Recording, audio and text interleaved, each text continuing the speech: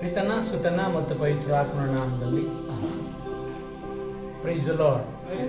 Hallelujah, hallelujah. ಪ್ರಭು ಯೇಸುವಿನ ನಾಮದಲ್ಲಿ ಪ್ರೀತಿಯ ಸಹೋದರ ಸಹೋದರಿ, ಮತ್ತೊಂದು ಆವರ್ತಿ ದೇವರ ವಾಕ್ಯಗಳನ್ನು ಹಂಚಿಕೊಳ್ಳಲು ನಿಮ್ಮನ್ನು ಸ್ವಾಗತಿಸುತ್ತೇನೆ. ದೇವರು ಪ್ರೀತಿ ಸ್ವರೂಪಿ ಎಂಬುದಾಗಿ ವಾಕ್ಯಗಳನ್ನು ಆಲಿಸುತ್ತವೆ. ಪ್ರಭು ಯೇಸು ಸಹೋದರ ಸಹೋದರಿ ನಿಮ್ಮನ್ನು ಪ್ರೀತಿಸುತ್ತಾರೆ. ನೀವು ಪ್ರಭುವನ್ನು ಪ್ರೀತಿಸುತ್ತೀರೋ? ಹಾಗಾದರೆ ಪ್ರಭು ಮತ್ತು ನನ್ನ ಮಧ್ಯದಲ್ಲಿರುವಂತಹ ಪ್ರೀತಿಯ ಬಾಂಧವ್ಯವನ್ನು ಯೇಸು ನಮ್ಮನ್ನು ಕುರಿತು ಏನು ಮಾತನಾಡಿದರು ಹಂಚಿಕೊಳ್ಳಲು, ದೇವರ ವಾಕ್ಯಗಳನ್ನು ಆಲಿಸಲು ನಾವು ಸಿದ್ಧರಾಗುವ. ಕಣ್ಣುಗಳನ್ನು ಮುಚ್ಚಿ ನಿಮ್ಮನ್ನು ಪರಿಪೂರ್ಣವಾಗಿ ಪ್ರಭುವಿಗೆ ಬಿಟ್ಟುಕೊಡಿ. ನೀನು ಮತ್ತು ಪ್ರಭು ನಮ್ಮ ಮಧ್ಯದಲ್ಲಿ ಬೇರೊಬ್ಬರಿಲ್ಲ. ನಾನು ಪ್ರಭು ಯೇಸುಗೆ ಸ್ವಂತ. ಅವರನ್ನು ನಾನು ನೋಡುತ್ತಿದ್ದೇನೆ, ಅವರು ನನ್ನನ್ನು ನೋಡುತ್ತಿದ್ದಾರೆ. ಇದು ಪರಿಶುದ್ಧವಾದ ಸಮಯ. ಜೀವದಾಯಕನಾದ ಪ್ರಭುವೆ, ಮತ್ತೊಂದು ಆವರ್ತಿ ನಿಮ್ಮ ಮುಂದೆ ನಿಲ್ಲುವ ಯೋಗ್ಯತೆಗಳಿಲ್ಲದಿದ್ದರೂ ಸಹ ನಿಮ್ಮ ವಾಕ್ಯಗಳನ್ನು ಹಂಚಿಕೊಳ್ಳಲು ನಿಂತಿರುವ ಹಾಗೂ ಕೇಳುವರ ಎಲ್ಲರ ಮೇಲೆ ಪವಿತ್ರಾತ್ಮರು ಕಾರ್ಯ ಮಾಡಲಿ. ಹೃದಯಗಳು ಮನಸ್ಸುಗಳು ಬಿಚ್ಚಲು, ಎಲ್ಲ ತಟಸ್ಸುಗಳು ಅಡ್ಡಿಗಳು ಮುರಿಯಲಿ. ದೇವರೇ, ಸ್ವರ್ಗವನ್ನು ಬಿಚ್ಚಿ ದೇವರಾತ್ಮನ ಅಭಿಷೇಕವು ನಮ್ಮನ್ನು ಆವರಿಸಿಕೊಳ್ಳಲಿ. ನಮ್ಮನ್ನು ಕರುಣಿಸುತ್ತೀವ. ನೀವು ಕರುಣಾಮಯನು, ಪ್ರೀತಿಮಯನಾದ ದೇವರು. ನಮ್ಮನ್ನು ತುಂಬಿಸಿ ಬಲಪಡಿಸುವ. ಎಲ್ಲ ವಂಚಕ ಆತ್ಮಗಳು, ಕೆಡುಕನಾತ್ಮಗಳಿಂದ ನಮ್ಮನ್ನು ಪರಿಪೂರ್ಣವಾಗಿ ಬಿಡುಗಡೆಗೊಳಿಸು. ಎಲ್ಲವನ್ನೇ ಮದನಿಕಪಡಿಸುತ್ತಿದ್ದೇವೆ. ಪರಿಶುದ್ಧಾತ್ಮರೇ, ನಮ್ಮನ್ನು ತುಂಬಿಸಿರಿ. ಪರಿಶುದ್ಧಾತ್ಮರೇ, ನಮ್ಮಲ್ಲಿ ಬನ್ನಿರಿ. ಪರಿಶುದ್ಧಾತ್ಮರೇ, ನಮ್ಮನ್ನು ಅಭಿಷೇಕಿಸಿರಿ. ನಿಷ್ಕಳಂಕ ಮಾತೆ, ಈ ಪರಿಶುದ್ಧ ಸಮಯಗಳನ್ನು ಒಪ್ಪಿಸಿದ್ದೇವೆ. ಒಬ್ಬೊಬ್ಬರುಗಳ ಹೃದಯಗಳನ್ನು ಬಲ್ಲ ಪ್ರಭುವಿಗೆ ಸಮರ್ಪಿಸಿ, ನಮ್ಮ ಬಲಹೀನತೆಗಳನ್ನು ಬಿಡುಗಡೆಗೊಳಿಸಿ, ಆತ್ಮಿಕ ಬಲದಿಂದ ನಮ್ಮನ್ನು ತುಂಬಿಸಿ ವೃದ್ಧಿಸಿರಿ. ಅರ್ಥೈಸಿಕೊಳ್ಳುವಂತಹ ಆತ್ಮದ ಕಣ್ಣುಗಳನ್ನು, ಕಿವಿಗಳನ್ನು ತೆರೆಯಿರಿ. ತ್ರೇಕ ದೇವರಿಗೆ ವಂದನೆ, ಆರಾಧನೆ, ಸ್ತೋತ್ರ. ಪಿತನ ಸುತನ ಮತ್ತು ಪರಿಶುದ್ಧಾತ್ಮನಿಗೆ ಸ್ತೋತ್ರ ಉಂಟಾಗಲಿ. ಆದರಿದ್ದಾಗೆ ಈಗಲೂ ಯಾವಾಗಲೂ ಯುಗ ಯುಗಾಂತರಕ್ಕೂ ಸ್ತೋತ್ರ ಉಂಟಾಗಲಿ. Amen. Praise the Lord. Hallelujah, hallelujah.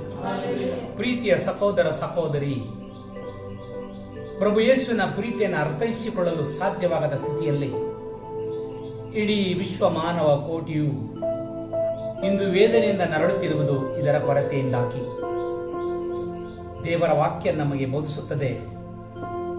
ಮತ್ತಾಯನು ಬರೆದ ಶುಭ ಸಂದೇಶದ 7:21 ವಾಕ್ಯ ಬೋಧಿಸುತ್ತದೆ, ನನ್ನನ್ನು ಸ್ವಾಮಿ ಸ್ವಾಮಿ ಎನ್ನುವ ಪ್ರತಿಯೊಬ್ಬನು ಸ್ವರ್ಗ ಸಾಮ್ರಾಜ್ಯವನ್ನು ಪ್ರವೇಶಿಸನು. ಸ್ವರ್ಗದಲ್ಲಿರುವ ನನ್ನ ತಂದೆಯ ಚಿತ್ತಾನುಸಾರ ನಡೆಯುವವನು ಮಾತ್ರ ಅದನ್ನು ಪ್ರವೇಶಿಸುವನು. ತೀರ್ಪಿನ ದಿನದಂದು ಸ್ವಾಮಿ ಸ್ವಾಮಿ, ನಿಮ್ಮ ಹೆಸರಿನಲ್ಲಿ ನಾವು ಪ್ರವಾದನೆ ಮಾಡಲಿಲ್ಲವೇ? ನಿಮ್ಮ ಹೆಸರಿನಲ್ಲಿ ದೆವ್ವಗಳನ್ನು ಬಿಡಿಸಲಿಲ್ಲವೇ? ನಿಮ್ಮ ಹೆಸರಿನಲ್ಲಿ ಹಲವಾರು ಮಹತ್ಕಾರ್ಯಗಳನ್ನು ಮಾಡಲಿಲ್ಲವೇ ಎಂದು ಅನೇಕರು ನನಗೆ ಹೇಳುವರು. ಆಗ ನಾನು ಅವರಿಗೆ, ಇಂದಿಗೂ ನಿಮ್ಮ ಗುರುತೇ ನನಗಿಲ್ಲ. ಅಧರ್ಮಿಗಳೇ, ನನ್ನಿಂದ ತೊಲಗಿರಿ ಎಂದು ಬಹಿರಂಗವಾಗಿ ಹೇಳು ಬಿಡುವನು. ಪ್ರಭುವಿನ ವಾಕ್ಯ. Praise the Lord. Hallelujah, hallelujah, hallelujah. ಲೋಕ ರಕ್ಷಕರಾದ ಪ್ರಭು ಯೇಸು ಇಂದು ಇಡೀ ವಿಶ್ವಮಾನವನ ಕೋಟಿಯನ್ನು ನೋಡಿ ಮಾತನಾಡುತ್ತಿದ್ದಾರೆ. ಅವರ ನುಡಿಯಲ್ಲಿ ಕಠಿಣವಾದದ್ದುಂಟು. ಅವರು ಕಠಿಣವಾದದ್ದನ್ನ ನಮಗೆ ಬೋಧಿಸುತ್ತಾರೆ. ಆ ಕಠಿಣವಾದ ವಾಕ್ಯಗಳನ್ನು ಕೇಳುವಾಗ ಇಂದು ಸಭೆಗಳು ಅಲುಗಾಡಬೇಕು, ಸೇವಕರು ನಡುಗಬೇಕು. ಇದಾಗಿದೆ ಕಾರಣ. ಸ್ವಾಮಿ ಯೇಸುವೆ, ಸ್ವಾಮಿ ಸ್ವಾಮಿ, ನಾನು ಕೂಗುತ್ತಿದ್ದೇನೆ. ನಿಮ್ಮ ಹೆಸರಿನಲ್ಲಿ ನಾನು ಮಹತ್ಕಾರ್ಯಗಳನ್ನು ಮಾಡಿದ್ದೇನೆ, ದೆವ್ವಗಳನ್ನು ಬಿಡಿಸಿದ್ದೇನೆ, ಪ್ರವಾದನೆಗಳನ್ನು ಮಾಡಿದ್ದೇನೆ, ಪ್ರಬೋಧನೆಗಳನ್ನು ಮಾಡಿದ್ದೇನೆ. ನಾನು ನಿಮ್ಮ ನೆಚ್ಚಿನ ಸೇವಕ, ನೀನು ಆಯ್ದುಕೊಂಡವನು ಎಂದು ನಾನಾಗಿ ಕೊಚ್ಚಿಕೊಳ್ಳುವುದಾದರೆ ಪ್ರಭು ನನ್ನನ್ನ ನಿಮ್ಮನ್ನ ಹಿಂದೆ ಎಚ್ಚರಿಸಿದ್ದಾರೆ. ಪ್ರೀತಿಯ ಸೇವಕ ಸೇವಕಿಯರೇ,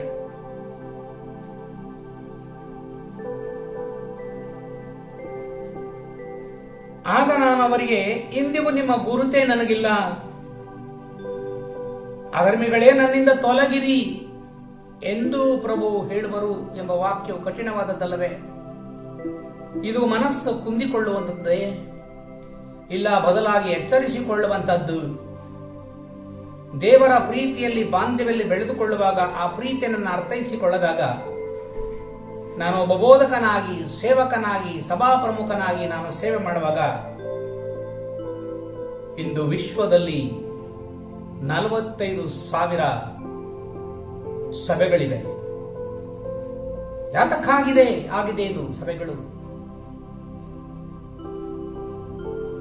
ನನ್ನ ಮನೆಯಲ್ಲಿ ದೇವರು ಬಾಂಧವ್ಯವನ್ನು ಕಟ್ಟಿದ್ದು ದಾಂಪತ್ಯ ಜೀವನ, ಕುಟುಂಬದ ಜೀವನದಲ್ಲಿ ಒಬ್ಬರೊಬ್ಬನನ್ನ ಪ್ರೀತಿಸಿ ಅರ್ಥೈಸಿಕೊಳ್ಳಬೇಕೆಂಬುದಾಗಿ.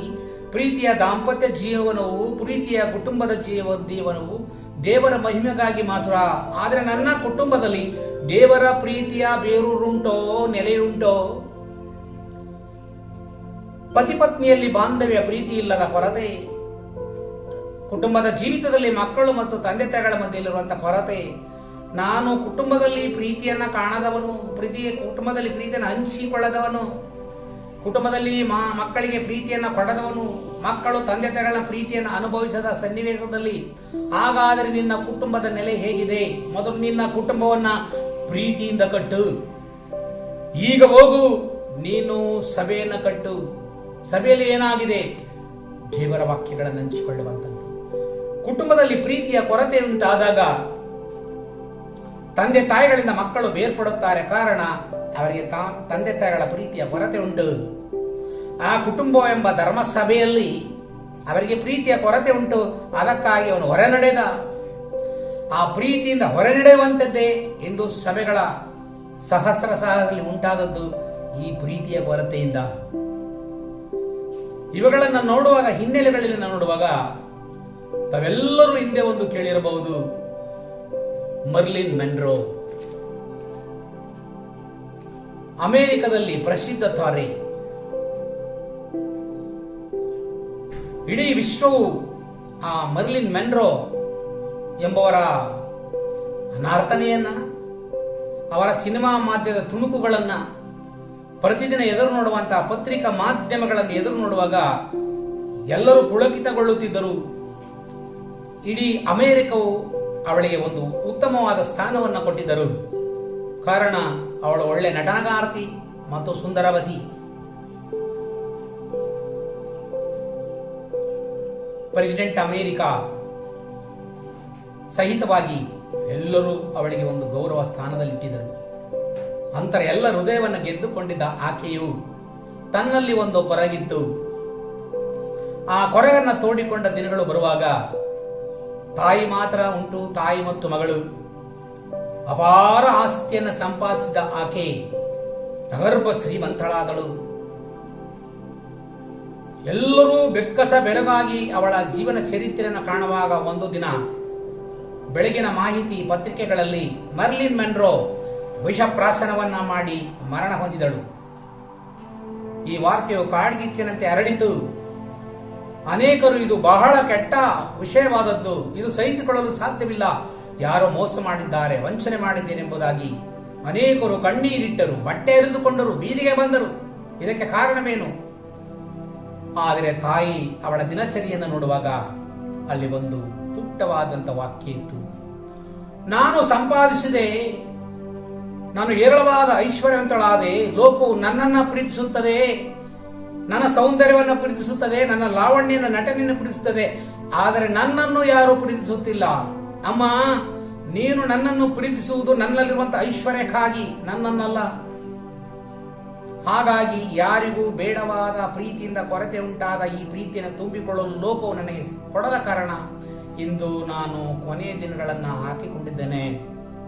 ಈ ಭೂಮಿ ಬೇಸರವಾಗಿದೆ, ನನಗೆ ಅವಶ್ಯಕತೆ ಇಲ್ಲ ಎಂಬುದಾಗಿ ನುಡಿದು ಅವಳ ವಿಷಪ್ರಾಶನವನ್ನು ಮಾಡಿದ. ತಾಯಿ ಅವಕ್ಕಾದಳು, ತಾಯಿ ನೊಂದುಕೊಂಡಳು.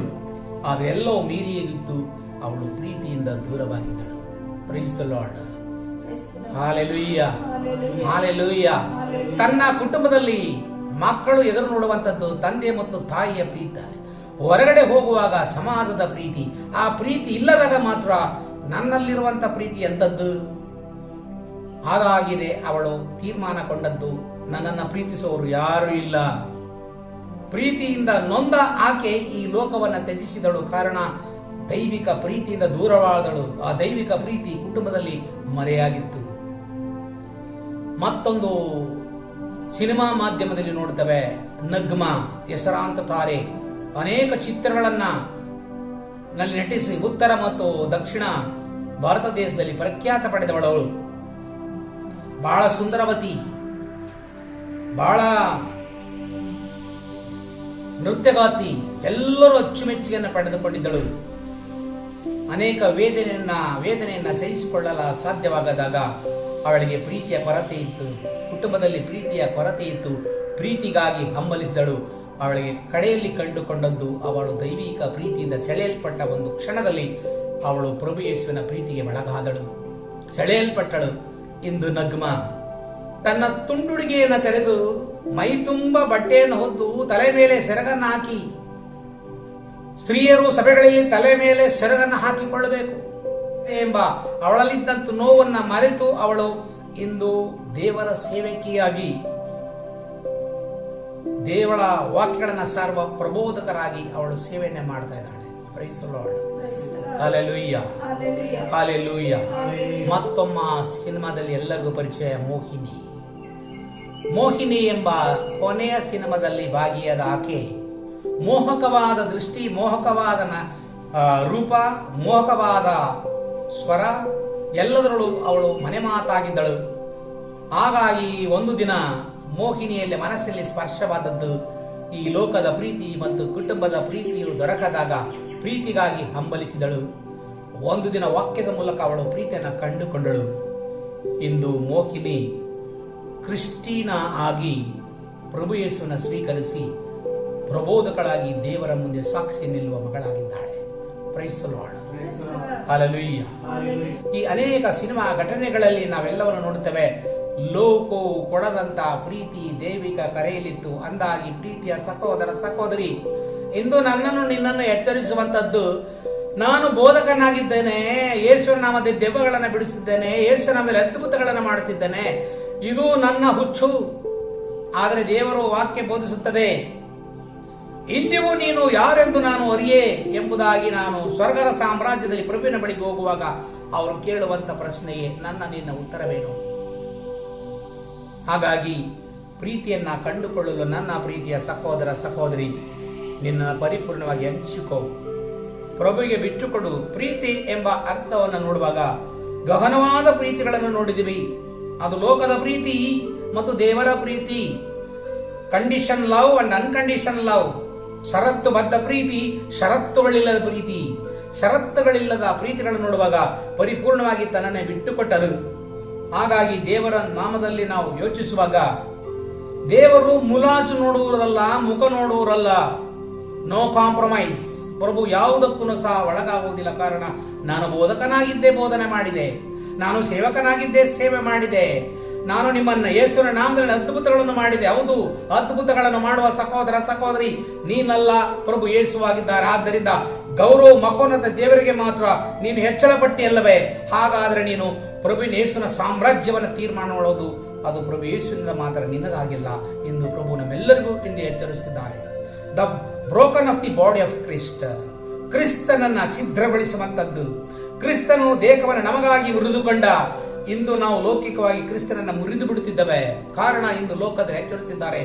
ಇಂದು ಸಭೆಗಳನ್ನ ತೊರೆದು ಕುಟುಂಬಗಳಿಂದ ಬೇರ್ಪಟ್ಟಂತೆ, ಕುಟುಂಬಗಳಿಂದ ಒಡೆದು ಬೇರ್ಪಟ್ಟಂತೆ ನಾವೊಬ್ಬೊಬ್ಬರು ಇಂದು ಪ್ರೀತಿಯ ಕೊರತೆಯಿಂದ ಲೋಕವನ್ನು ಹುಡುಕುವಾಗ ಲೋಕದಲ್ಲಿ ಸಿಗದ ಪ್ರೀತಿಯನ್ನ ಪ್ರಭುವಿನ ಮುಂದಾಗ ಅವರು ಕೊಡಲು ಸಾಧ್ಯ. ಇಂದು ಪ್ರೀತಿಯನ್ನು ನಾವು ನೋಡ್ತೇವೆ. ಪ್ರೀತಿ ಉಂಟು. ಲೋಕವು ನನ್ನನ್ನ ಪ್ರೀತಿಸಬೇಕು, ನಾನು ಬಯಸುತ್ತೇನೆ. ಆದರೆ ನಾನು ಲೋಕವನ್ನ ಪ್ರೀತಿಸಲಾಗದಂತ ಒಂದು ಜೀವನ. ಕುಟುಂಬದಲ್ಲಿ ತಂದೆ ತಾಯಿಗಳನ್ನ ಪ್ರೀತಿಸಲಾಗದಂತ ಒಂದು ಜೀವನ. ತಂದೆ ತಾಯಿಗಳಿಂದ ಪ್ರೀತಿಯನ್ನು ಪಡೆದುಕೊಳ್ಳಲಾಗದ ಒಂದು ಜೀವನ. ಮತ್ತೊಂದು ಪ್ರೀತಿಗೆ ಕಾರಣ ಒತ್ತಡ. ಅದು ನಾವು ಟೆನ್ಷನ್ ಎಂಬುದಾಗಿ ನೋಡುತ್ತೇವೆ. ಒಂದು ಟೆನ್ಷನ್, ಒಂದು ಒತ್ತಡ ಪರಿಪೂರ್ಣವಾಗಿ ಹೃದಯವನ್ನು ಅಭಿಕ್ಷಿ ಪ್ರೀತಿಸಲು ಸಾಧ್ಯವಾಗದ ಒಂದು ಸ್ಥಿತಿ. ಮತ್ತಿನ್ನೊಂದು ಹೃದಯದಲ್ಲಿ ಗಾಯ, ವೇದನೆ. ಪ್ರೀತಿಯಲ್ಲಿ ನನಗೆ ಸಿಗದಾಗ ಪ್ರೀತಿ, ಹೃದಯವು ಗಾಯ, ಹೃದಯದಲ್ಲಿ ನೋವು. ಇದು ಪ್ರೀತಿಯ ಮತ್ತು ಲೋಕದಲ್ಲಿರುವಂತಹ ಸಂಬಂಧ. ಹೃದಯದಲ್ಲಿ ಗಾಯ, ಹೃದಯ ಅರ್ಥ ಮಾಡಿಕೊಳ್ಳದ ಒಂದು ಸ್ಥಿತಿ. ಏಕಾಂಗಿಸ್ತನ, ತಿರಸ್ಕಾರ ಮನೋಭಾವನೆ. ಈ ತಿರಸ್ಕಾರ ಮನೋಭಾವನೆ, ಏಕಾಂಗಿತನದಿಂದ ಪ್ರೀತಿಸಲು ಸಾಧ್ಯವಿಲ್ಲ. ಪ್ರೀತಿಸಲು ಬೇಕು. ನಾನು ಮುಗುಳ್ನಗುತ್ತೇನೆ, ಪ್ರೀತಿಸುತ್ತೇನೆ, ಆದರೆ ಮನಸ್ಸಿನಲ್ಲಿ ಗಾಯ ಉಂಟು, ಹೃದಯವು ಛಿದ್ರವಾಗಿದೆ. ನಾಟಕೀಯವಾದಂತ ಪ್ರೀತಿ, ಇದು ಲೋಕದ ಪ್ರೀತಿ. ಈ ನಾಟಕವಾದ ಪ್ರೀತಿಯಿಂದ ಇಂದು ನಾವು ನಾಟಕಕಾರರು. ಹೀಗಾಗಿ ದೇವರ ಪ್ರೀತಿಯಲ್ಲಿ ಒಂದಾದವರನ್ನ, ದೇವರ ಪ್ರೀತಿಯಲ್ಲಿ ಬಾಳಿದಂತ ಸಂತರುಗಳನ್ನ, ದೇವರ ಪ್ರೀತಿಯಲ್ಲಿ ಐಕ್ಯವಾದವರುಗಳನ್ನ ಇಂದು ಅಟ್ಯಾಕ್, ಮೇಲೆ ಬಿದ್ದರು, ಛಿದ್ರಗೊಳಿಸಿದರು. ಕಾರಣ ಅವರು ದೇವರ ಜೊತೆಯಲ್ಲಿ ಬಾಳಿದ ಕಾರಣ. ಇಂದು ನನ್ನ ನಿನ್ನ ಪ್ರಶ್ನೆ, ನಾನು ನೀನು ಪ್ರೀತಿಸುವಂತದ್ದು ಡಂಬಾಚಾರದ ಪ್ರೀತಿಯು, ಅದು ಕೈಲಾಗದ ಪ್ರೀತಿಯು, ಹೃದಯ ವಿದ್ರಾಕವಾದ ಒಂದು ಸ್ಥಿತಿಯು. ಆದರೆ ಎಲ್ಲವನ್ನ ಮೆಟ್ಟಿ ನಿಂತವರು ಲೋಕರಕ್ಷಕರಾದ ಪ್ರಭು ಯೇಸು ಕಲ್ವಾರಿ ಪ್ರೀತಿ. ಆ ಕಲ್ವಾರ ಪ್ರೀತಿ ಏನಾಗಿತ್ತು? ಇಡೀ ವಿಶ್ವ ಮಾನವ ಕೋಟಿ, ಈ ಸೃಷ್ಟಿಯಲ್ಲಿರುವಂತ, ಸೃಷ್ಟಿಯಿಂದ ಹಳಿದು ಹೋದಂತ ಎಲ್ಲ ಆತ್ಮಗಳು, ಮುಂದೆ ಬರಲಿರುವಂತ ಎಲ್ಲರನ್ನ ಕುರಿತು ಆ ಕಲ್ವಾರಿಯ ಮೇಲೆ ಪ್ರಭು ಯೇಸು ಶಿಲುಬೆ ಮೇಲೆ ತಮ್ಮ ಪ್ರೀತಿಯನ್ನ ತೋರ್ಪಡಿಸಿದರು. ಆ ಪ್ರೀತಿಯು ಎಂಥದ್ದಾಗಿತ್ತು? ಅದನ್ನೇ ಕಲ್ವಾರಿ ಪ್ರೀತಿ ಎಂದು ನೋಡುವಾಗ ಆ ಶಿಲುಬೆ ಮೇಲೆ ಅವರು 7 ವಾಕ್ಯಗಳನ್ನು ನುಡಿದರು. ಶಿಲುಬೆ ಮೇಲೆ ಅವರು 7 ವಾಕ್ಯಗಳ ಮೂಲಕ ಮಾತನಾಡಿದರು. ಪ್ರೀತಿಯ ಸಹೋದರ ಸಹೋದರಿ, ಆ 7 ವಾಕ್ಯಗಳು ತುಂಬಿರುವುದು ಪ್ರಭುವಿನ ಪ್ರೀತಿಯ ಸಂಕೇತ. ಪ್ರಭುವಿನ ಪ್ರೀತಿಯ ಗೂಢಾರ್ಥಗಳು ತುಂಬಿದೆ.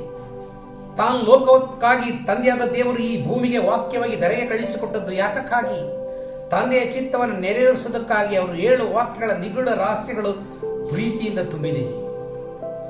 ಆ ಇಡೀ ಸೃಷ್ಟಿ ಲಯದವರೆಗೂ ಅವರು ಪ್ರೀತಿಯಿಂದ ತುಂಬಿಕೊಂಡದ್ದು ಅವರ ಆ ಕಲ್ವಾರಿಯ ಪ್ರೀತಿ. ಈ ಕಲ್ವಾರಿಯ ಪ್ರೀತಿಯ 7 ವಾಕ್ಯಗಳನ್ನ ಮುಂದೆ ಅಧ್ಯಯನಿಸುವ. ಆದರೆ ಆ ದೇವರ ಪ್ರೀತಿಯ ವಾಕ್ಯದ ಅರಿವಿಗೆ ನಾವು ಪ್ರವೇಶ ಮಾಡುವಾಗ 1 ಕೊರಿಂಥಿ ಅಧ್ಯಾಯ 13 1ನೇ ವಾಕ್ಯದಿಂದ ದೇವರು ವಾಕ್ಯ ಬೋಧಿಸುವಾಗ, ಸುರನರನ ನುಡಿಗಳ ನಾನು ಆಡಬಲ್ಲೆನಾದರೂ ಪರಮ ಪ್ರೀತಿಯಿಂದ ನನಗಿಲ್ಲದಿರಲು ನಾ ಕೇವಲ ಗಣಗಣಿಸುವ ಗಂಟೆ, ಜನಜಳಿಸುವ ಜಾಗಟೆ. ಪ್ರವಾದನೆಯ ವರವೆನಗಿರಬಹುದು, ಇರಬಹುದು ನಿಗೂಢ ರಹಸ್ಯಗಳೆರಿವು. ಎಲ್ಲದರ ಪರಿಜ್ಞಾನ ಪರಿವರ್ತನವೇ ಕದಲಿಪ ವಿಶ್ವಾಸ. ಪ್ರೀತಿಯೊಂದಿಲ್ಲದಿರೆ ನಾ ಶೂನ್ಯ ಸಮಾನ. ನನಗಿರುವುದೆಲ್ಲವನ್ನೂ ನಾ ದಾನ ಮಾಡಿ ದೇಹವನ್ನೇ ಸಜೀವ ದಹಿಸಲು ನೀಡಿ ನಾನಾಗಿರೆ ಪರಮ ಪ್ರೀತಿ ವಿಹೀನ. ಏನದು ಜೀವನ? ನನಗೇನದು ಪ್ರಯೋಜನ? ಸಹನೆ, ಸೈರಣೆ, ದಯೆ, ದಾಕ್ಷಿಣ್ಯ ಪ್ರೀತಿಯಲ್ಲಿವೆ.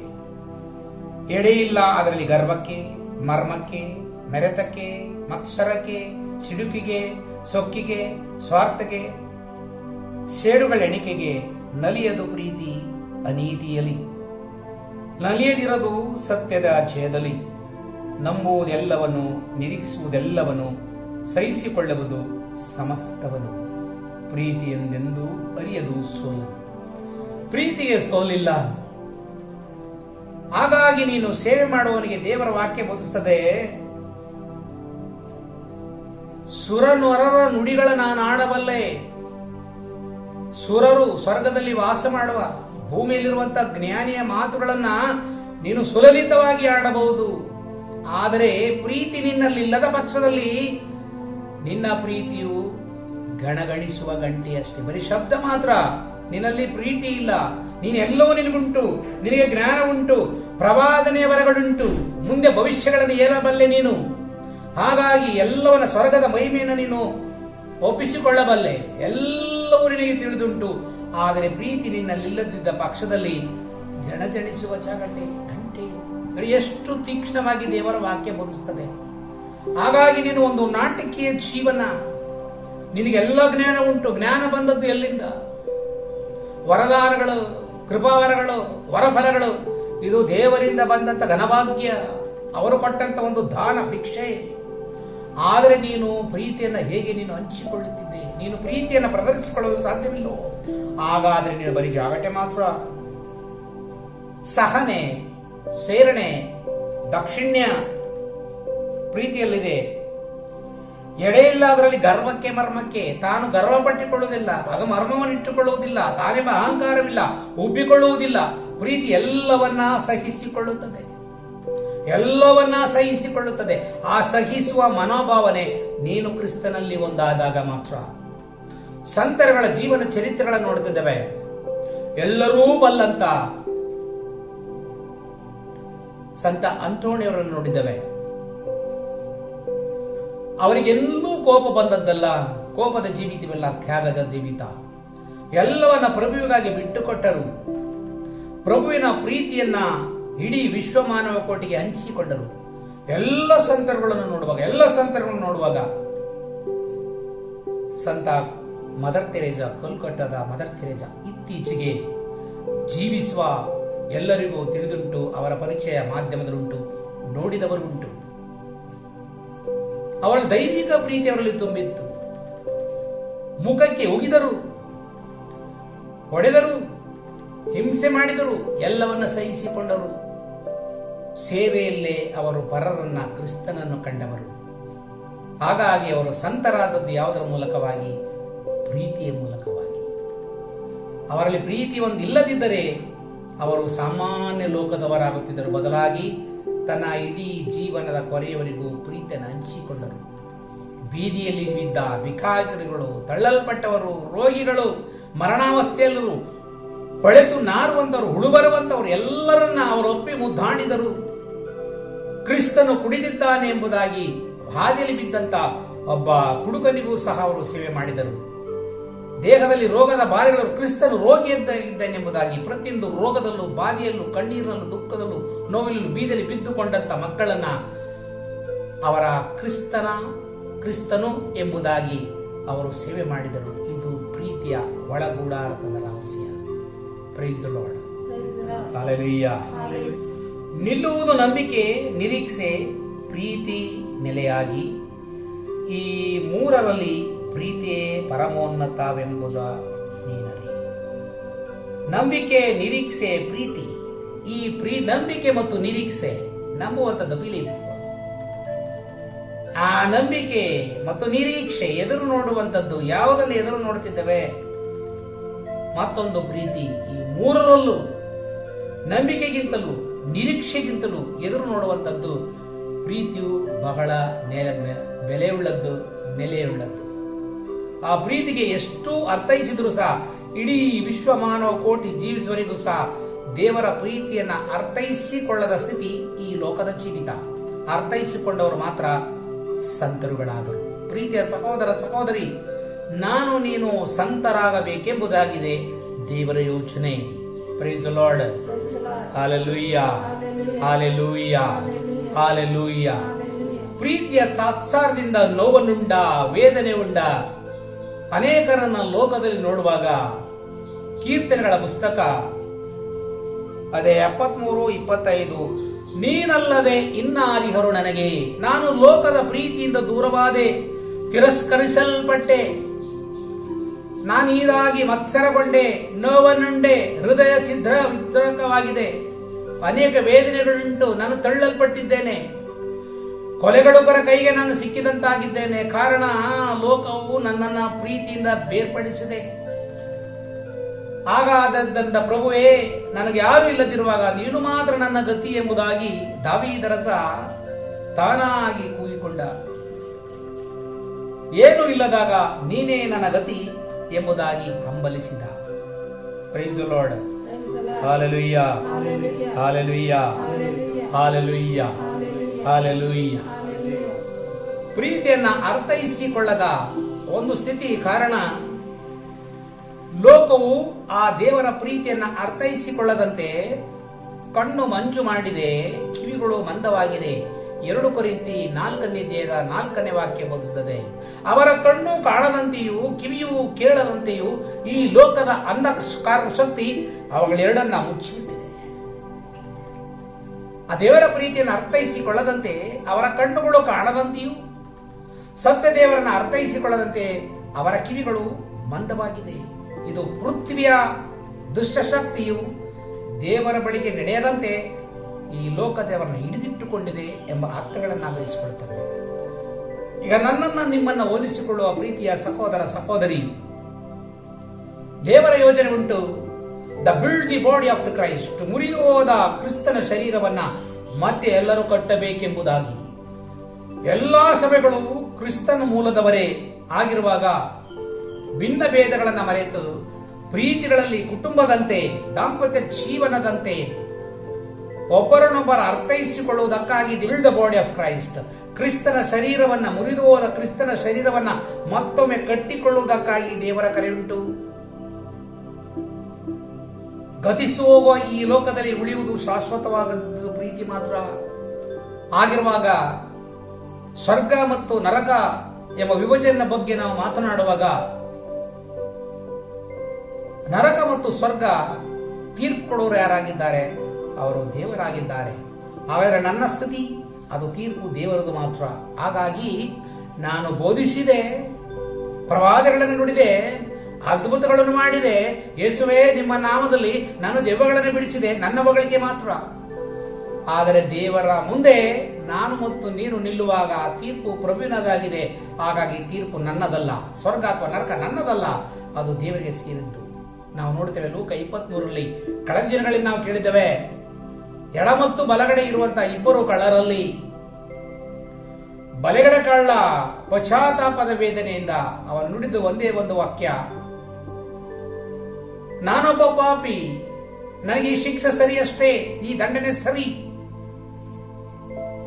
ಆದರೆ ಏನು ಅರಿಯದ ಪ್ರಭು ಯೇಸುವೆ, ನೀವು ಪರಂಧಾಮದಲ್ಲಿರುವಾಗ ನನ್ನನ್ನೊಮ್ಮೆ ನೆನೆಸಿಕೊಳ್ಳ್ರಿ. ಒಂದೇ ಒಂದು ಪುಟ್ಟ ಪ್ರಾರ್ಥನೆ, ಹಿಂದೆ ನೀನು ನನ್ನ ಜೊತೆಯಲ್ಲಿ ಪರಂಧಾಮದಲ್ಲಿರುವೆ.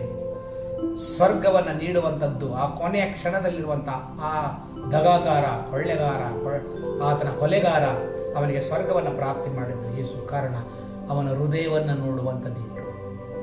Price the Lord. Hallelujah, hallelujah, hallelujah, hallelujah.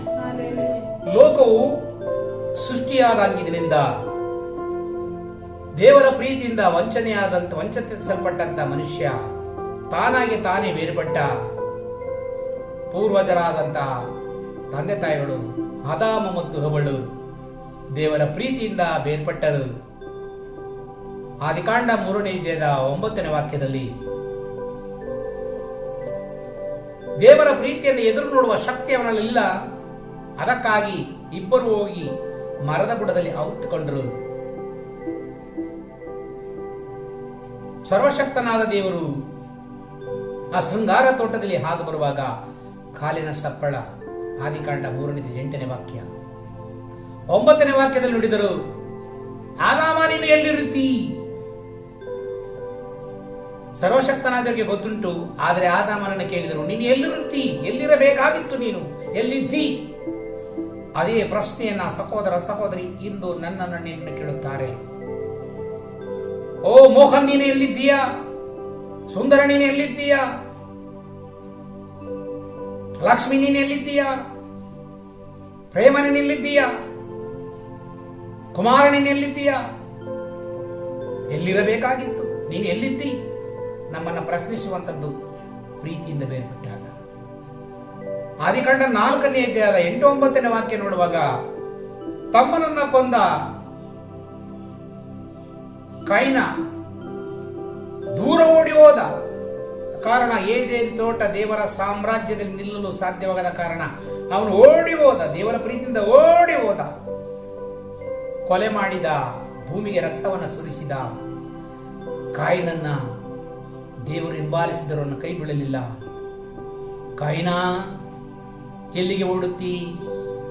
ನಿನ್ನ ತಮ್ಮನೆಲ್ಲಿ? ನಿನ್ನ ತಮ್ಮನೆಲ್ಲಿ? ಅವನಿಂದ ಬಂದ ಉತ್ತರವೇನು? ನನ್ನ ತಮ್ಮನಿಗೆ ನಾನು ಕಾವಲುಗಾರನು. ಅದೇ ದೇವರು ಪ್ರೀತಿಯ ಸಹೋದರ ಸಹೋದರಿ ಪ್ರೀತಿಯಿಂದ ಹುಡುಕುತ್ತಾ ಬಂದು ನೀನಿರುವ ಸ್ಥಾನಕ್ಕೆ ಪ್ರಭು ಬರುವರು. ಕಚೇರಿಯಲ್ಲಿದ್ದೀಯಾ, ಸಂತೆಪೇಟೆಯಲ್ಲಿದ್ದೀಯಾ, ತೋಟದಲ್ಲಿದ್ದೀಯಾ, ದುಡಿಯುತ್ತಿದ್ದೀಯಾ, ಬಡವನಾಗಿದ್ದೀಯಾ, ರೋಗಿಯಾಗಿದ್ದೀಯಾ, ಕುಬೇರನಾಗಿದ್ದೀಯಾ, ನಿನ್ನನ್ನು ಸಹ ಸ್ವಾಮಿ ಕೇಳುತ್ತಿದ್ದಾರೆ. ನೀನು ಎಲ್ಲಿದ್ದಿ? ನೀನು ಎಲ್ಲಿರುತ್ತಿ? ಹೇಗಿರುತ್ತಿ? ನಿನ್ನ ತಮ್ಮನಲ್ಲಿ, ನಿನ್ನ ತಂಗಿಯಲ್ಲಿ, ನಿನ್ನ ಅಕ್ಕನಲ್ಲಿ, ನಿನ್ನ ತಾಯಿಯಲ್ಲಿ, ನಿನ್ನ ಅಣ್ಣನಲ್ಲಿ, ನಿನ್ನ ಸಹೋದರನಲ್ಲಿ, ನಿನ್ನ ಸಹೋದರಿಯಲ್ಲಿ. ನಿನ್ನ ಉತ್ತರವೇ ಏನೆಂದು ಉತ್ತರ ಕೊಡಲು ಸಾಧ್ಯ? ದೇವರ ಪ್ರೀತಿಯಿಂದ ನಾನು ಬೇರ್ಪಟ್ಟೆ, ನನ್ನನ್ನ ಪ್ರಭು ಕೇಳುತ್ತಿದ್ದಾರೆ. ಎಲ್ಲಿ ನಿನ್ನ ಸಹೋದರ? ಎಲ್ಲಿ ನಿನ್ನ ಸಹೋದರಿ? ಅವರ ಪ್ರೀತಿಯಿಂದ ದೂರ ಓಡಿ ಹೋದ ನನ್ನನ್ನು ನಿನ್ನನ್ನು ಕೇಳುವಂಥದ್ದು. ಪ್ರೀತಿಯ ಸಹೋದರ ಸಹೋದರಿ, ನನ್ನ ಪ್ರೀತಿಯನ್ನು ನೀನು ಅರ್ಥ ಮಾಡಿಕೊಳ್ಳಲಿಲ್ಲವೇ? ಮನನೊಂದು ಪ್ರಭು ಕೇಳುವರು. ನೀನು ಓಡಿ ಹೋಗುತ್ತಿ, ಹಾಗಾದ್ರೆ ನಿನ್ನ ತಂದೆಯಲ್ಲಿ, ನಿನ್ನ ತಾಯಿಯಲ್ಲಿ, ನಿನ್ನ ಮಗಳಲ್ಲಿ, ನಿನ್ನ ಮಗನಲ್ಲಿ, ನಿನ್ನ ಮಕ್ಕಳಲ್ಲಿ, ನಿನ್ನ ಅಣ್ಣೆಯಲ್ಲಿ, ನಿನ್ನ ತಮ್ಮೆಯಲ್ಲಿ, ನಿನ್ನ ನೆರೆಯವರಲ್ಲಿ ಕೇಳುವಾಗ ನಿನ್ನ ಉತ್ತರವೇನು? ಅವರನ್ನ ಪ್ರೀತಿಸಲು ಸಾಧ್ಯವಾಗದ್ದರಿಂದ ನಾನು ದೂರವಾಗಿ ಓಡಿ ಹೋಗುತ್ತಿದ್ದೇನೆ, ಲೋಕದಲ್ಲಿ ಪ್ರೀತಿಯನ್ನು ಹುಡುಕಿಕೊಂಡು ಹೋಗುತ್ತಿದ್ದೇನೆ. Price the lord. Hallelujah, hallelujah. ಪಾಪದಲ್ಲಿ ತುಂಬಿಕೊಂಡಂತ ಜಗದಿಂದ ದೇವರು ಅನೇಕ ರೀತಿಯಲ್ಲಿ ನೋವನ್ನುಂಡು ಕೆಲವು ಕಾಲ ಭೂಮಿಯಲ್ಲಿ ಮನುಷ್ಯರಿಂದ ವೇದನೆಗೊಂಡ ದೇವರು ಮರೆಯಾದರು. ಅಬ್ರಾಮನ ಕಾಲದವರೆಗೂ ಸಹ ಭೂಮಿಯು ಪಾಪದಲ್ಲಿ ತುಂಬಿಕೊಂಡಿತ್ತು. ಜನಸಂಖ್ಯೆ ಬೆಳೆಯುತ್ತಿರುವಾಗ ಒಬ್ಬ ನೀತಿವಂತ ಸತ್ಪುರುಷನನ್ನ ಪ್ರಭು ನೋಡಿದರು. ಹಾಗಾಗಿ ನನ್ನ ಜನಾಂಗವನ್ನ ಮತ್ತೆ ನಾನು ಒಂದು ಉನ್ನತ ಸ್ಥಿತಿಗೆ ಪ್ರೀತಿಯಲ್ಲಿ ನೆಲೆಗೊಳಿಸುವಂತೆ ತರಬೇಕೆಂಬುದಾಗಿ ದೇವರು ಅಬ್ರಾಮನ್ನ ಕರೆದರು. ಆದಿಕಾಂಡ 12ನೇ ಅಧ್ಯಾಯ. ಸರ್ವೇಶ್ವರ ಸ್ವಾಮಿ ಅಬ್ರಾಮನಿಗೆ ಎಂದರು, ನೀನು ನಿನ್ನ ಸ್ವಂತ ನಾಡನ್ನು, ಬಂಧು ಬಳಗದವರನ್ನು, ತವರು ಮನೆಯನ್ನು ಬಿಟ್ಟು ನಾನು ತೋರಿಸುವ ನಾಡಿಗೆ ಹೊರಟು ಹೋಗು. ನಾನು ನಿನ್ನನ್ನು ದೊಡ್ಡ ಜನಾಂಗವಾಗಿ ಮಾಡುತ್ತೇನೆ. ನಿನ್ನನ್ನು ಆಶೀರ್ವದಿಸಿ ನಿನ್ನ ಹೆಸರಿಗೆ ಘನತೆ ಗೌರವವನ್ನು ತರುತ್ತೇನೆ. ನೀನೇ ಆದರ್ಶದ ಆಶೀರ್ವಾದವಾಗಿ ಬೆಳಗುವೆ. ನಿನ್ನನ್ನು ಹರಸುವವನು ನಾನು ಹರಸುವೆ, ನಿನ್ನನ್ನು ಶಪಿಸುವವರು ನಾನು ಶಪಿಸುವೆ. ದರೆಯ ಕುಲದವರಿಗೆಲ್ಲ ನೀನು ಮುಖೇನ ದೊರಕುವುದು ನನ್ನಿಂದ ಆಶೀರ್ವಾದ. Praise the Lord. ಹಲ್ಲೆಲೂಯಾ. ದೇವರನ್ನ ಎಂದೂ ಅರಿಯದ ಅಬ್ರಾಮ ಕುಬೇರ, ಐಶ್ವರ್ಯವಂತ, ಅಪಾರವಾದಂತಹ ದನಕರುಗಳು, ಕತ್ತೆ ಕುದುರೆಗಳು, ಐಶ್ವರ್ಯವುಳ್ಳಂತ ಭೂಮಿ, ಅನೇಕ ಆಸ್ತಿಯನ್ನು ಸಂಪಾದಿಸಿದ್ದ ಅಬ್ರಾಮ ಆತನು 70ನೇ ವರ್ಷದ ಪ್ರಾಯದಲ್ಲಿ ಸರ್ವಶಕ್ತನಾದ ದೇವರು ಅವನನ್ನು ಕರೆದರು. ಆತನ ಪತ್ನಿ ಸಾರಾಯಳು 60 ವರ್ಷದ ಪ್ರಾಯ, ಮುದಿಪ್ರಾಯ, ಮಕ್ಕಳಿಲ್ಲ, ಬಂಜೆತನ ಕಿತ್ತು ತಿನ್ನುತ್ತದೆ. ದೇವರ ಅರಿವೇ ಇಲ್ಲದಿರುವಾಗ ದೇವರು ಕರೆದರು, ಅಬ್ರಾಮನೇ ಅಬ್ರಾಮನೇ. ದೇವರ ಸ್ವರವನ್ನ ಕೇಳಿದ ಕ್ಷಣ ಆತನು ಭೂಮಿಯವರೆಗೂ ಬಗ್ಗಿಕೊಂಡ, ತಗ್ಗಿಸಿಕೊಂಡ. ಇದು ಸರ್ವಶಕ್ತನಾದ ದೇವರ ವಾಕ್ಯ ಸ್ವರ. ಈವರೆಗೂ ಅವನು ಸೂರ್ಯ, ಚಂದ್ರ, ನಕ್ಷತ್ರಗಳು, ಭೂಮಿಯಲ್ಲಿ ಕಾಣುವಂತವುಗಳನ್ನೇ ದೇವರಿಂದ ಆರಾಧಿಸುತ್ತಿದ್ದ. ಆದರೆ ಇಂದು ಎಲ್ಲವನ್ನ ಸೃಷ್ಟಿ ಮಾಡದ ಸೃಷ್ಟಿಕರ ದೇವರು ಅಬ್ರಾಮನೆ ಅಬ್ರಾಮನೆ ಎಂದು ಕರೆಯುವಾಗ ಪುಳಕಿತಗೊಂಡ, ಭಯಗೊಂಡ, ಭೂಮಿಯವರೆಗೂ ತಗ್ಗಿಸಿಕೊಂಡ, ದೇವರ ಸ್ವರಕ್ಕೆ ಆಲೈಸಿದ. ಆಗ ದೇವರು ಅವರನ್ನ ಕರೆದು ಆಶೀರ್ವದಿಸಿದರು. ನೀನು ನಿನ್ನ ಸ್ವಂತ ಭೂಮಿಯನ್ನು ಬಿಟ್ಟು, ನೀನು ಸಂಪಾದಿಸಿದ ನಾಡನ್ನು ಬಿಟ್ಟು, ನೀನು ನಿನ್ನ ಸ್ಥಳವನ್ನು ಬಿಟ್ಟು, ನೀನು ನಾನು ತೋರಿಸುವ ಪ್ರದೇಶಕ್ಕೆ ಹೊರಡು, ಪೂರ್ವ ದಿಕ್ಕಿಗೆ ಹೊರಡು. ಅಲ್ಲಿ ನಿನ್ನನ್ನು ಅಭಿಷೇಕಿಸುವೆನು, ಆಶೀರ್ವಿಸುವೆನು. ನಿನಗೆ ಅನೇಕ ಘನಮಾನಗಳನ್ನು ಸಲ್ಲುವಂತೆಯೂ ದರೆಯ ಕುಲದಲ್ಲಿ ನಿನಗೆ ಕೀರ್ತಿ ತರುವಂತೆ ನಾನು ನಿನ್ನ ಆಶೀರ್ವದಿಸಿದ್ದೇನೆ ಎಂದು ನುಡಿದಾಗ ಅಬ್ರಾಮ ತಿರಸ್ಕರಿಸಲಿಲ್ಲ ತನ್ನ ಮನೆಯನ್ನು ಬಿಟ್ಟು ಹೋಗಲು. ತನ್ನ ನಾಡನ್ನ ಬಿಟ್ಟು ಹೋಗಲು, ತನ್ನ ಜನಾಂಗವನ್ನ ಬಿಟ್ಟು ಹೋಗಲು ಕಾರಣ ದೇವರ ಸ್ವರ ಕೂಗು ಪ್ರೀತಿಯಿಂದ ತುಂಬಿಕೊಂಡಿತ್ತು. ನಿನ್ನನ್ನು ಯಾರು ಹರಸುತ್ತಾರೋ ನಾನು ಅವರನ್ನು ಹರಸುತ್ತೇನೆ, ನಿನ್ನನ್ನು ಶಪಿಸುವವರನ್ನ ನಾನು ಶಪಿಸುತ್ತೇನೆ. ಧರೆಯ ಕುಲದೇವರೆಲ್ಲರಿಗೆಲ್ಲಿ ನೀನು ಮುಖೇನ. Praise the Lord. Hallelujah, hallelujah. ದೊರಕುವುದ ನನ್ನಿಂದ ನಿನಗೆ ಆಶೀರ್ವಾದ. ಎಂತ ಆಶೀರ್ವಾದದ ಫಲ! ಸರ್ವಶಕ್ತನಾದ ದೇವರು ಕೋಟ್ಯಾನು ಕೋಟಿ ಜನರ ಮಧ್ಯೆ ಅವನು ಆಯ್ದುಕೊಂಡದ್ದು. ಅವನಲ್ಲಿರುವಂತ ಹೃದಯ, ತಗ್ಗುವಿಕೆ, ವಿಧೇಯತೆ, ಅವನ ಪರಿಶುದ್ಧತೆಯಲ್ಲಿ ಆತನ ಆಯ್ದುಕೊಂಡರು. ಎಲ್ಲವನ್ನ ತರೆದು ಸರ್ವಶಕ್ತನಾದ ದೇವರ ಕರೆಗೆ ಹೋಗುಟ್ಟು ಎಲ್ಲವನ್ನ ಬಿಟ್ಟು ತನ್ನ ದನಕರುಗಳ ಜೊತೆಯಲ್ಲಿ ತನ್ನ ಪತ್ನಿ ಹಾಗೂ ತನ್ನ ಸಹೋದರನ ಮಗ ಲೋಟ ಇವರ ಜೊತೆಯಲ್ಲಿ ಅವನಲ್ಲಿದ್ದಂಥ ಅತುಳ ಐಶ್ವರ್ಯ ಜೊತೆಯಲ್ಲಿ ದೇವರು ತೋರಿಸಿದ ಭೂಮಿಯ ಕಡೆಗೆ ನಡೆದು ಬಿಟ್ಟ. ಇದು ಪ್ರೀತಿಯ ಕರೆ, ಹಿಂಬಾಲಿಸುವಂಥ ಪ್ರೀತಿಯ ಕೂಗು, ಕೇಳುವಂಥದ್ದು ಪ್ರೀತಿಯ ಸ್ವರ. ಹಾಗಾಗಿ ದೇವರಲ್ಲಿ ವಿಶ್ವಾಸವಿಟ್ಟ, ಆ ಮೂಲಕ ಅವನು ಹಿಂಬಾಲಿಸಿದ್ದು ಪ್ರೀತಿಯಿಂದಾಗಿದೆ. Praise the lord.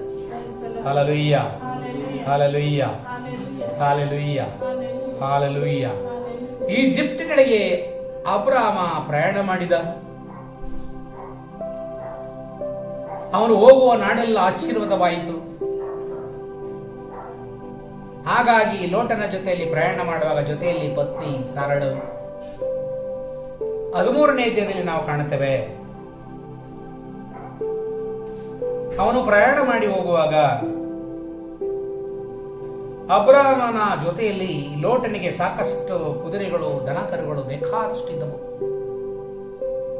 ಅವರು ಜೊತೆಯಲ್ಲಿರುವಾಗ ಇಬ್ಬರ ಆಸ್ತಿಯು ದನಕರುಗಳು ಹೇರಳವಾದಾಗ ಅವರ ಮತ್ತು ಇವನ, ಅಬ್ರಹಾಮ ಮತ್ತು ಲೋಟನಲ್ಲಿದ್ದಂತ ಆಳುಗಳಿಗೂ ಒಬ್ಬರಿಗೊಬ್ಬರು ಕದನವಾಗಿ ಜಗಳವಾಯಿತು.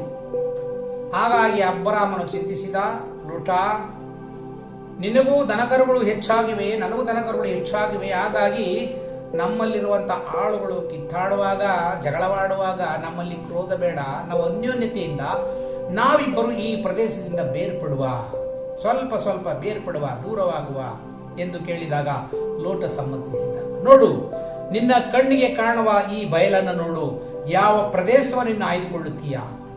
ನೀನು ಪೂರ್ವಕ್ಕೆ ಹೋದರೆ ನಾನು ಪಶ್ಚಿಮಕ್ಕೆ ಹೋಗುತ್ತೇನೆ, ನೀನು ಉತ್ತರಕ್ಕೆ ಹೋದರೆ ನಾನು ದಕ್ಷಿಣಕ್ಕೆ ಹೋಗುತ್ತೇನೆ, ನೀನು ಆಯ್ದುಕೋ. ಹಾಗಾಗಿ ಲೋಟ ಪೂರ್ವ ದಿಕ್ಕಿಗೆ ನೋಡಿದ. ಹರಿಯುವ ನದಿಯ ತೀರ, ಸುಂದರವಾದ ತಾಣ, ಸೌಮ್ಯವಾಗಿರುವಂತ ನಾಡು ಅದಾಗಿದೆ ಕಾನಾನ್ ನಾಡಿನ ಮೂಲ ಪ್ರದೇಶ. ನಾಳೆ ಒಂದು ದಿನ ಆ ಪಟ್ಟಣವು ಸೊದೋಮ್ ಗೋಮರವಾಗಿ ಪರಿವರ್ತಿಸಲ್ಪಟ್ಟವು, ಶಪಿಸಲ್ಪಡುವಂತಹ ಪ್ರದೇಶ. ಆದರೆ ಇದು ಸುಂದರವಾಗಿ ಕಾಣುತ್ತಿದೆ, ಹಾಲು ಜೇನು ಹರಿಯುವಂತ ಪ್ರದೇಶ, ಸುಭಿಕ್ಷವಾದಂತ ನಾಡು. ಹಾಗಾಗಿ ಅದಕ್ಕೆ ಆಸೆ ಪಟ್ಟ ಲೋಟ ಆ ಪ್ರದೇಶಕ್ಕೆ ನಾನು ಹೋಗುತ್ತೇನೆ ಎಂದು ಒಪ್ಪಿಕೊಂಡ. ಅಬ್ರಹಾಮನು ಪ್ರೀತಿಯಿಂದ ಸಮ್ಮತಿಸಿದ. ಅಂತೆಯೇ ಲೋಟನು ಆ ಪ್ರದೇಶದಿಂದ ಬೇರ್ಪಟ್ಟ. ಅವನ ವಿರುದ್ಧ ದಿಕ್ಕಿನಲ್ಲಿ ಅಬ್ರಹಾಮ ನೆಲೆಸಿದ.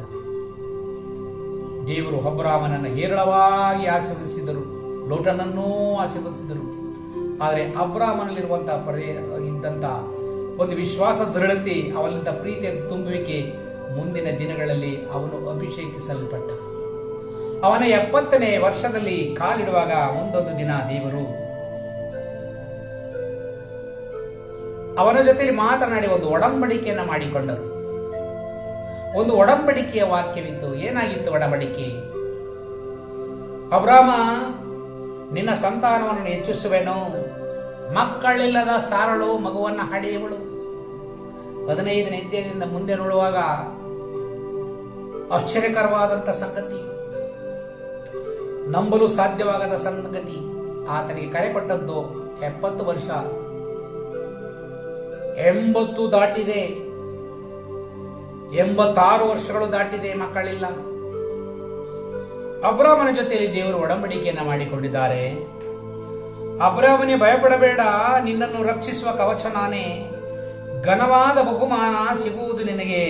ಅದಕ್ಕೆ ಪ್ರತ್ಯುತ್ತರವಾಗಿ ಅಬ್ರಾಮನ, ಸ್ವಾಮಿ ಸರ್ವೇಶ್ವರ, ನನಗೆ ಏನು ಕೊಟ್ಟರೇನು? ನಾನು ಪುತ್ರ ಸಂತಾನವಿಲ್ಲದವನು, ನಿನಗೆಲ್ಲವನ್ನ ಕೊಡುತ್ತೇನೆ. ಆದರೆ ದೇವರಲ್ಲಿ ದೀನತೆಯಿಂದ ಅವನು ಪ್ರಾರ್ಥಿಸಿದ ಮತ್ತು ಪ್ರಾರ್ಥಿಸಿದ.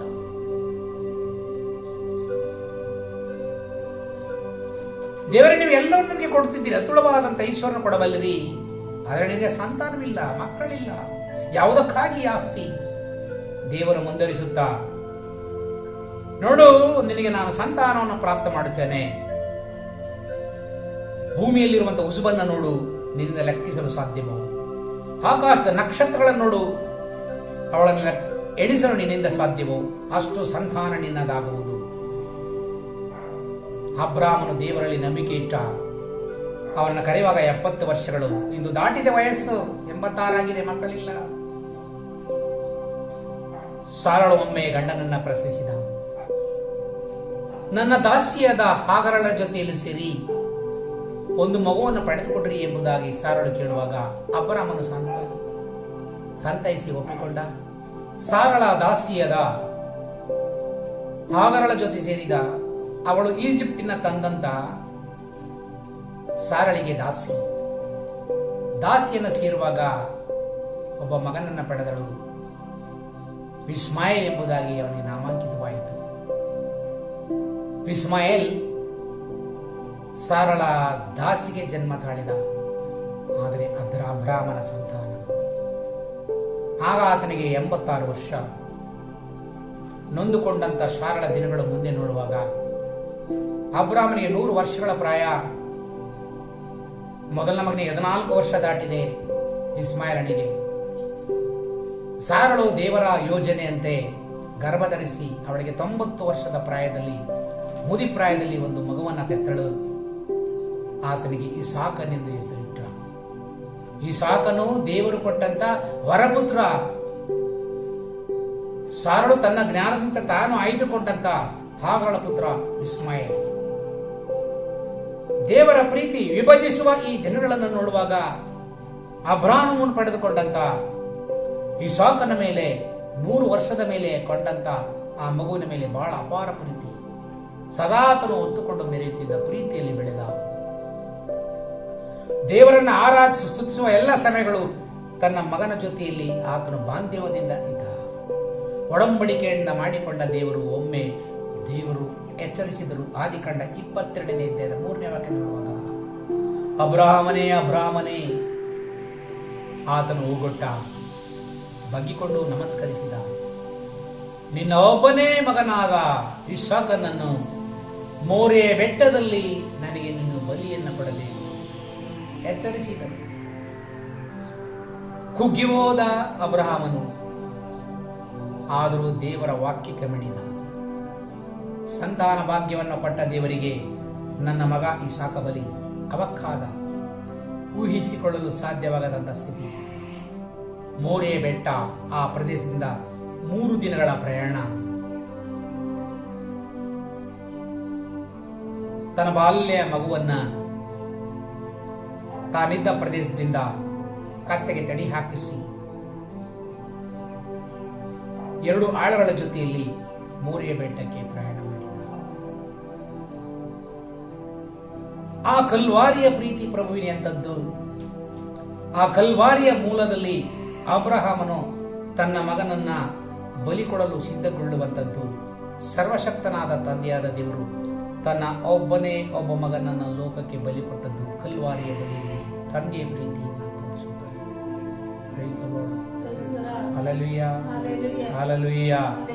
ದೇವರು ಲೋಕದ ಎಂತ ಎಲ್ಲ ಪಾಪಿಗಳು, ನಾವೆಲ್ಲರೂ ಪಾಪಿಗಳಾಗಿ ಬಿದ್ದುಕೊಂಡಿರುವಾಗಲೇ ದೇವರು ತನ್ನ ಒಬ್ಬರೇ ಒಬ್ಬ ಮಗನನ್ನು ಬಲಿ ಕೊಟ್ಟದ್ದನ್ನ ಯೋಹಾನ 3:16 ಕಳೆದ ದಿನಗಳಲ್ಲಿ ಧ್ಯಾನಿಸಿದ್ದೇವೆ.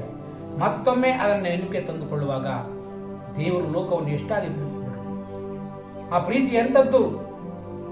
ತನ್ನ ಏಕೈಕ ಪುತ್ರನನ್ನ ಈ ಲೋಕಕ್ಕೆ ದಾರಿ ಏರಲು ಅವರು ಎಸಿಕೊಳ್ಳಲಿಲ್ಲ, ಬಿಟ್ಟುಕೊಳ್ಳಲು ಬದಲಾಗಿ ಎಲ್ಲರನ್ನ ಪ್ರೀತಿಸುವುದಕ್ಕಾಗಿ ಸರ್ವಶಕ್ತನಾದ ದೇವರು ಬಿಗಿದಪ್ಪಿಕೊಂಡರು.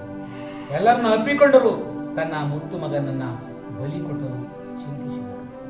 ಅದಕ್ಕಾಗಿ ಸಿದ್ಧಗೊಳಿಸಲು ವೇದಿಕೆಯನ್ನ, ಆ ವೇದಿಕೆಯ ಸಿದ್ಧತೆಯಲ್ಲಿ ಅಬ್ರಾಮನು ಮೊದಲು ಕರೆಯಲ್ಪಟ್ಟಂತ ಅಬ್ರಾಮನು ತನ್ನ ಒಬ್ಬನೇ ಒಬ್ಬ ಮಗನನ್ನ ಬಲಿ ಕೊಡುವುದಕ್ಕಾಗಿ ಸಿದ್ಧನಾದ ಕಾರಣ ದೇವರ ಪ್ರೀತಿ ತನ್ನ ಕಂದನಿಗಿಂತಲೂ ಹೆಚ್ಚಾಗಿತ್ತು.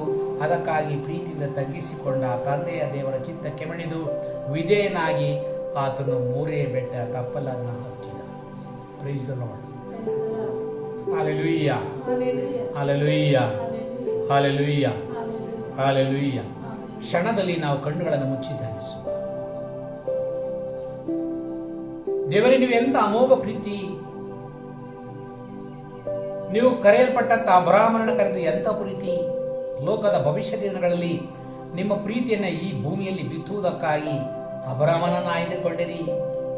ಆತನ ಸಂತಾನದ ಮೂಲಕವಾಗಿ ಪ್ರೀತಿಯ ಬಲಿಯಾಗಿ ತನ್ನ ಮಗನನ್ನು ಅರ್ಪಿಸುವುದಕ್ಕಾಗಿ ಕರೆದದ್ದು ದೇವರೇ, ಲೋಕದಿಂದ ಬೇರ್ಪಟ್ಟು ಆ ಪ್ರೀತಿಯನ್ನು ನಿಮ್ಮೆಡೆಗೆ ಸೆಳೆದುಕೊಳ್ಳುವುದಕ್ಕಾಗಿ.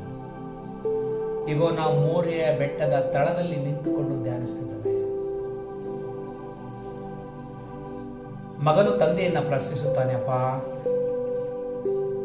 ಬೆಂಕಿ ಉಂಟು, ಸೌದೆ ಉಂಟು, ಬಲಿಗೆ ಬೇಕಾದ ಕುರಿಯಲ್ಲಿ. ಹೃದಯದಲ್ಲೇ ವೇದನೆಯಿಂದ ತುಂಬಿಕೊಂಡಂತ ಅಬ್ರಹಾಮ, ಮಗನೇ, ದೇವರೇ ಒದಗಿಸುತ್ತಾರೆ. ಈ ವಾಕ್ಯಗಳನ್ನು ಧ್ಯಾನಿಸುವ ಪ್ರಿಯರೇ, ದೇವರ ಪ್ರೀತಿಗಾಗಿ ನೀನು ಬಿಟ್ಟುಕೊಡಲು ಸಾಧ್ಯವೋ?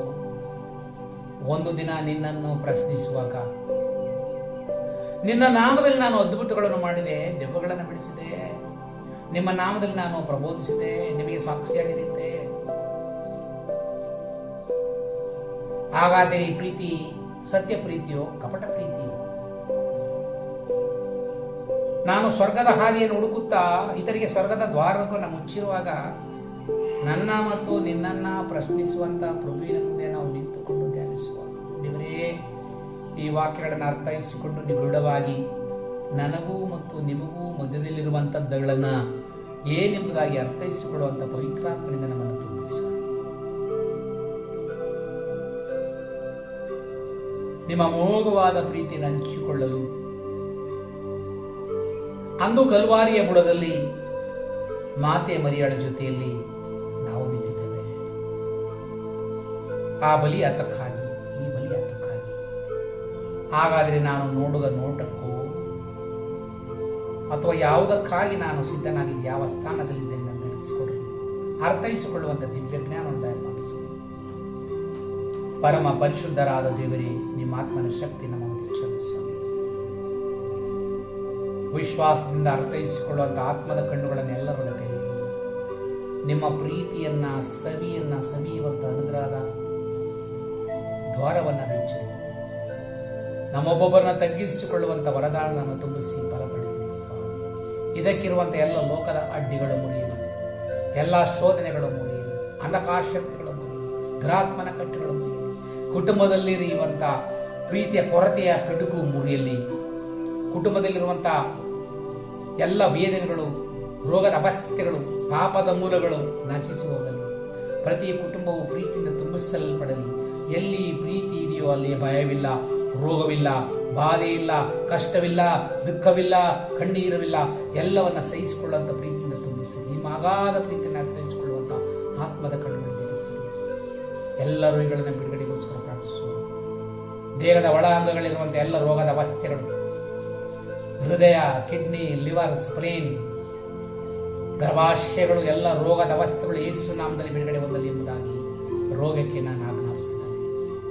ಮನಸ್ಸಿನಲ್ಲಿರುವಂತಹ ನೋವುಗಳು, ವೇದನೆಗಳು, ಅರ್ಥೈಸಿಕೊಳ್ಳದಂತ ಪ್ರೀತಿಯ ಕೊರತೆ ಉಂಟಾದ ಗಾಯಗಳು, ಪ್ರೀತಿಯ ಕೊರತೆ ಉಂಟಾದ ನೋವುಗಳು, ದುಃಖಗಳು, ಎಲ್ಲವೂ ಬಂಧನಗಳು ಮುರಿಯಲಿ. ದೇವರು, ನೀವು ಪ್ರೀತಿಯನ್ನ ಅರ್ಥೈಸಿಕೊಳ್ಳುವಂತ ಆತ್ಮದ ಕಣ್ಣುಗಳಿಂದ ಪರಿಶುದ್ಧಾತ್ಮನ ಅಭಿಷೇಕ ಎಲ್ಲರ ಮೇಲೆ ಇಳಿದು ಬಂದಿದ್ದೀವಿ. ದೈಹಿಕ, ಮಾನಸಿಕ, ಆತ್ಮಿಕ ಅಸ್ವಸ್ಥತೆ ಬಿಡುಗಡೆ ಹೊಂದಲಿ ಸ್ವಾಮಿ. ದೇವರು ನೀವು ಕೊಟ್ಟಂತ ದೇಹ, ಜೀವ, ಆತ್ಮಗಳು ಪರಿಶುದ್ಧಾತ್ಮನ ಅಭಿಷೇಕದಿಂದ ತುಂಬಿಸಲ್ಪಡಲಿ, ಬೆಳಕಾಗಿ ತುಂಬಿಸ್ರಿ. Hallelujah. Thank you Lord Jesus. Send your mighty blessing Lord Jesus. ದೇವರಾತ್ಮನ ಶಕ್ತಿ ಚಲಿಸಲಿ, ಸರ್ವ ಬಂಧನಗಳು, ತಟಸ್ಥಗಳು ಮುರಿಯಲಿ, ಅಭಿಷೇಕ ತುಂಬಿಸಿರಿ. ದೇವರೇ ಸ್ತೋತ್ರ. ನಿಮಗೆ ಮಹಿಮೆಯ ರಾಜ್ಯ, ನಿಮಗೆ ಸ್ತೋತ್ರ. ಇವತ್ತಲ್ಲಾಡಲೋ ನೀವು ರಾಜಾದಿರಾಜರು, ಮಕೋನ್ನತರು, ಯೇಸುರ ಅಧಿಕಾರ ನಮ್ಮಲ್ಲಿ ಪ್ರಾರ್ಥಿಸುವಾಗ ನಿಮ್ಮ ಆತ್ಮ ತುಂಬಿಸಿ ಬಲಗೊಳಿಸಿರಿ. ನಿಷ್ಕಳಂಕ ಪರಿಶುದ್ಧ ದೇವ ಮಾತೆ, ಇಲ್ಲಿ ಎಲ್ಲ ವಾಕ್ಯಗಳ ಅನುಗ್ರಹಕ್ಕಾಗಿ ಪ್ರಾರ್ಥಿಸುವೆ. ನಮೋ ಮರಿಯೇ ಕೃಪಾಪೂರ್ಣೆ, ಪ್ರಭು ನಿಮ್ಮೊಡನೆ ಇದ್ದಾನೆ. ಸ್ತ್ರೀಯರಲ್ಲಿ ನೀವು ಧನ್ಯರು ಮತ್ತು ನಿಮ್ಮ ಉದರದ ಫಲವಾದ ಯೇಸು ಧನ್ಯರು. ಸಂತಾವರಿಯ ದೇವ ಮಾತೆ ಪಾಪಗಳೇ ನಮಗಾಗಿ ಈಗಲೂ ನಮ್ಮ ಮರಣದ ಸಮಯದಲ್ಲಿಯೂ ಪ್ರಾರ್ಥಿಸಿರಿ. ಆಮೇಲೆ ಪಿತನ ಸುತನ ಮತ್ತು ಪರಿಶುದ್ಧಾತ್ಮನಿಗೂ ಸ್ತೋತ್ರ ಉಂಟಾಗಲಿ, ಆದಲಿದ್ದಾಗೆ ಈಗಲೂ ಯಾವಾಗಲೂ ಯುಗಾಂತರಕ್ಕೂ ಸ್ತೋತ್ರ ಉಂಟಾಗಲಿ. ಆಮೇಲೆ. God bless you.